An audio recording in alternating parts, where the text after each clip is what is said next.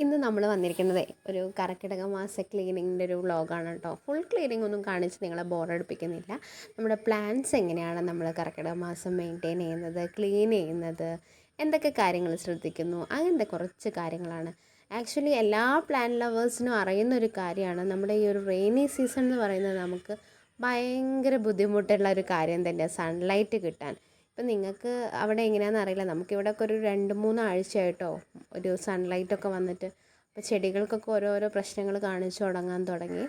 അപ്പോൾ ഫസ്റ്റ് എന്താ ചെയ്യാന്ന് വെച്ചാൽ നമ്മൾ ഇവരൊക്കെ എടുത്തിട്ട്, നമുക്ക് സൺലൈറ്റിന് വേറെ നിവർത്തിയില്ലല്ലോ. അപ്പോൾ ഇനിയിപ്പോൾ നമ്മൾ എവിടെ ഫ്ലാറ്റിലാണെങ്കിലും എന്താണെങ്കിലും ലൈറ്റില്ലേ, നമ്മുടെ ലൈറ്റിൻ്റെ താഴെ കൊണ്ടുപോയി വെക്കാം. അപ്പം നമുക്ക് അവരെ പറ്റിക്കാം, അത് സൺലൈറ്റ് ആണോ അതല്ലെങ്കിൽ നമ്മുടെ ഇലക്ട്രിക് ബൾബാണോ എന്താണെന്നൊന്നും അറിയില്ലല്ലോ, ഏത് ലാമ്പാണ്. വെളിച്ചം നന്നായിട്ട് കിട്ടിയാൽ തന്നെ പകുതി പ്രശ്നവും തീരും.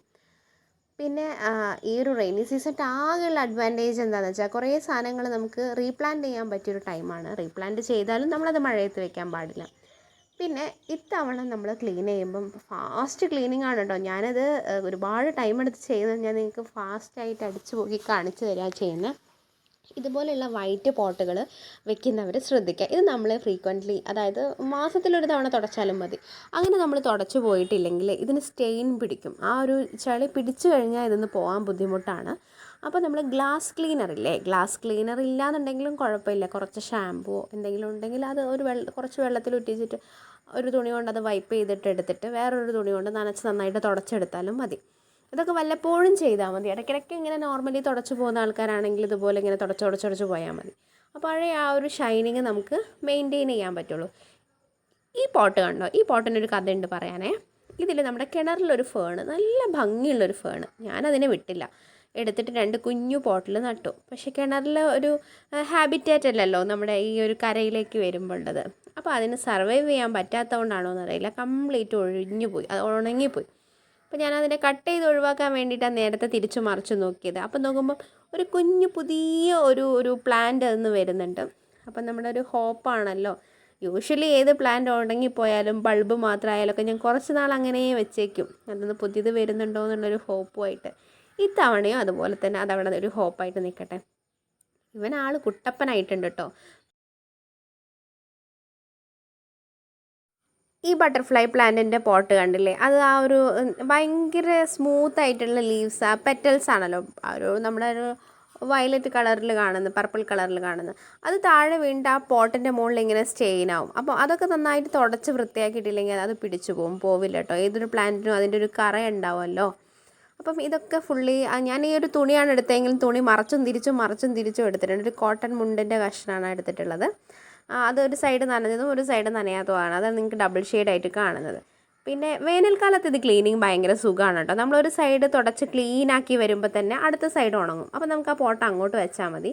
ഇതിപ്പോൾ സമയമില്ലാത്തതുകൊണ്ട് നമ്മളൊരൊറ്റ അടിക്ക് ക്ലീൻ ചെയ്തിട്ട് പോകാമെന്നുള്ള പ്ലാനിലാണ് വന്നത്. പിന്നെ ഈ ഒരു മോപ്പ്, ഞാൻ ഈ മോപ്പ് മാത്രമായിട്ടൊരു വീഡിയോ ചെയ്തിട്ടുണ്ട്, അതിൻ്റെ തംബ്നെയിലും ആ മോപ്പാണ്, നിങ്ങൾക്ക് കാണാം, നമ്മുടെ വീഡിയോയിലുണ്ട്.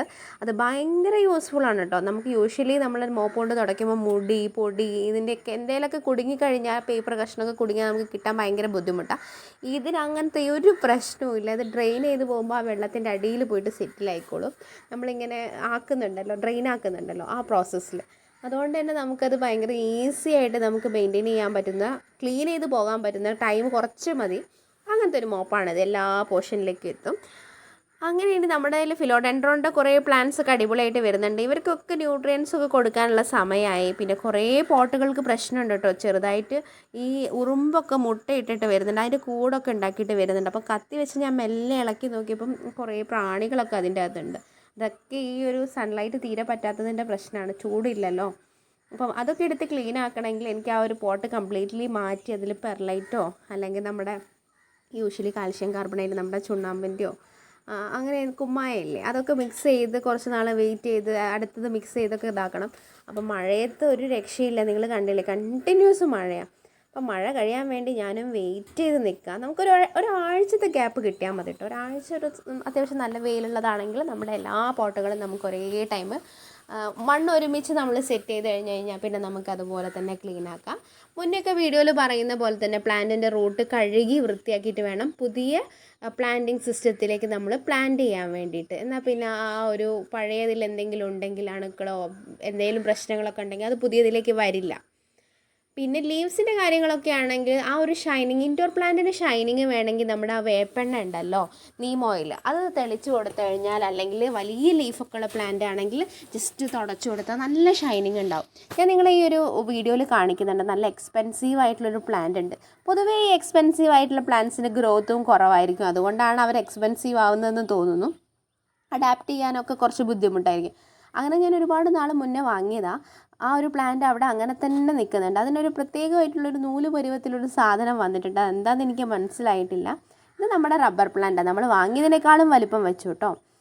പിന്നെ അതൊക്കെ നമ്മൾ തുടച്ച് വൃത്തിയാക്കി കഴിഞ്ഞാൽ, റബ്ബർ പ്ലാന്റൊക്കെ ഞാൻ യൂഷ്വലി നീം ഓയിൽ വെച്ചിട്ട് തുടയ്ക്കാറുണ്ട്. അപ്പോൾ നല്ല നീറ്റായിട്ട് അതിനൊരു ഷൈനിങ് വരും. നീം ഓയിൽ വെച്ച് തുടച്ചാൽ ലീവ്സിന് നല്ലതാണ്. പെട്ടെന്ന് ഈ ബാക്ടീരിയാസ് അങ്ങനത്തെ എന്തെങ്കിലും ചെറിയ ചെറിയ ഡസ്റ്റ്, ഫംഗസ് ഒന്നും പെട്ടെന്ന് വരില്ല. ആ ഒരു പ്രൊട്ടക്ഷൻ ലെയർ അവിടെ ഉണ്ടാവുമല്ലോ. അപ്പം ഇത്തവണ അത് നിങ്ങൾക്ക് അറിയാമല്ലോ, കർക്കിടകം ക്ലീനിങ് ഓൾറെഡി ഡിലേ ആണ്. അപ്പം ഞാനിനി ഇതൊക്കെ കൂടെ താക്കി ഇരുന്ന് കഴിഞ്ഞാൽ ബാക്കി താഴെ ഒന്നും നമുക്ക് ക്ലീൻ ചെയ്യാനുള്ളൊരു ടൈം കിട്ടില്ല. അതുകൊണ്ട് നമ്മൾ ഓടിച്ചിട്ടൊരു ക്ലീനിങ് ആണ്.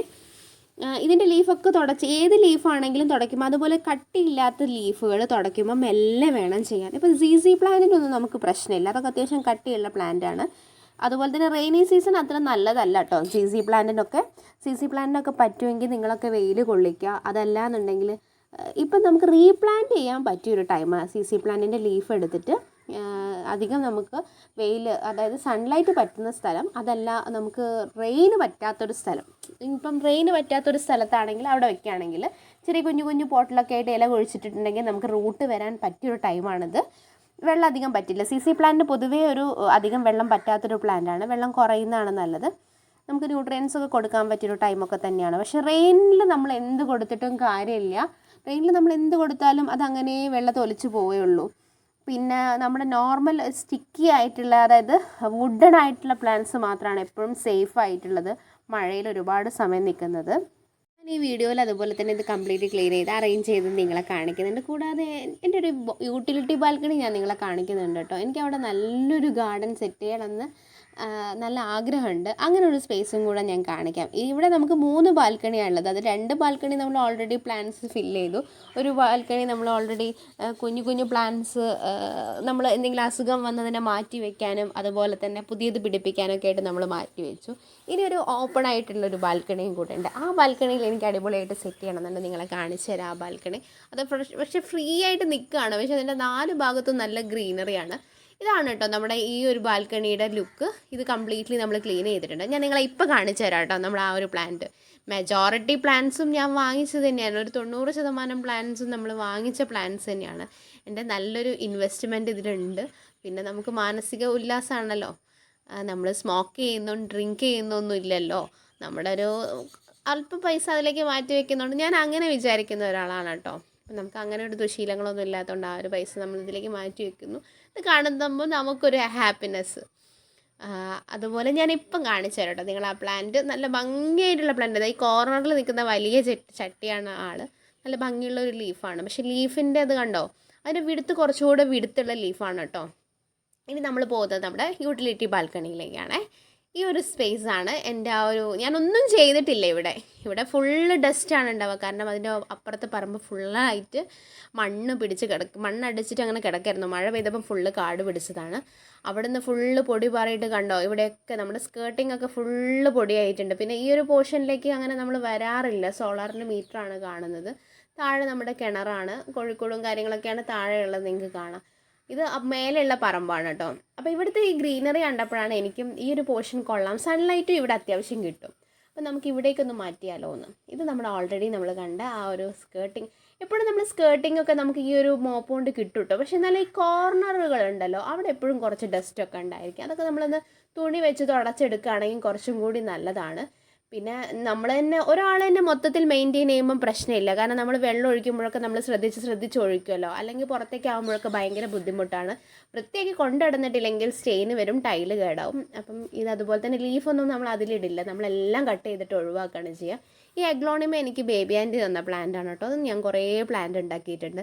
ഞാനിതൊന്ന് മനസ്സിലാക്കിയത് സണ്ണിൻ്റെ ഷെയ്ഡ് അനുസരിച്ച് ഇതിൻ്റെ ലീഫിൻ്റെ ഒരു കളറിലും ഒക്കെ ചെറിയ ചെറിയ മാറ്റങ്ങൾ വരുന്നൊരു പ്ലാന്റാണ് അഗ്ലോണിമ. അതുപോലെ നല്ല ഭംഗിയുള്ള പ്ലാന്റാണ്, നല്ല മെയിൻറ്റെയിൻ ചെയ്യാൻ ഈസിയാണ്, നല്ല ഇൻഡോർ പ്ലാന്റ് ആണെന്ന് പറയാം. ബാക്കി പ്ലാന്റിനെ പോലെ ഇടയ്ക്കിടയ്ക്ക് എടുത്ത് വെയിലൊന്നും കൊള്ളിക്കണ്ട.